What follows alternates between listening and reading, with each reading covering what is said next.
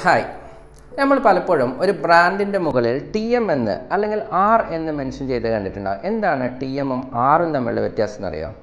T M is indicating that the application of trade mark is under process with trade mark registry. അതായത് application move ചെയ്തിട്ടുണ്ട്, ഇനി ഞങ്ങൾക്കത് register ആയി കിട്ടിയിട്ടില്ല എന്നുള്ളത്. എന്തുകൊണ്ടാണത്?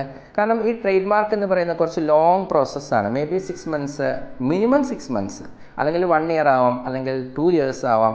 ആ ഒരു ലോങ് പ്രോസസ്സിനുള്ളിൽ നമുക്ക് ബ്രാൻഡ് ഷോക്കേസ് ചെയ്യുന്ന സമയത്ത് ടി എം എന്ന് ഇൻഡിക്കേറ്റ് ചെയ്യുന്നത് പബ്ലിക്കിന് മനസ്സിലാവാനാണ്. ഞങ്ങൾ ട്രേഡ് മാർക്കിന് അപ്ലൈ ചെയ്ത ബ്രാൻഡാണ്, വെയിറ്റിംഗ് ഫോർ അപ്രൂവൽ അല്ലെങ്കിൽ വെയിറ്റിംഗ് ഫോർ രജിസ്ട്രേഷൻ ആണ് എന്നുള്ള ഒരു ഇൻഡിക്കേഷൻ.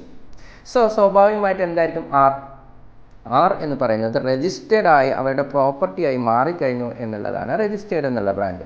ഇപ്പോൾ ആർക്ക് വേണമെങ്കിൽ എന്ത് ആപ്ലിക്കേഷൻ വേണമെങ്കിലും പ്രോസസ്സ് ചെയ്യാം. അതായത് ഇപ്പോൾ ഈവൻ റിലയൻസിനോ ടാറ്റയോ എന്ത് വേണമെങ്കിൽ ആപ്പിൾ എന്ത് ബ്രാൻഡ് വേണമെങ്കിലും നമുക്ക് ആപ്ലിക്കേഷനായിട്ട് മൂവ് ചെയ്യാം. പക്ഷെ അത് രജിസ്റ്റർ ആയി കിട്ടിക്കോണമെന്നില്ല. രജിസ്റ്റേർഡ് ആയി അവരവരുടെ പ്രോപ്പർട്ടി ആകുന്നത് ആണ് എന്ത് ആർ എന്നുള്ളതുകൊണ്ട് മെൻഷൻ ചെയ്യുന്നത്.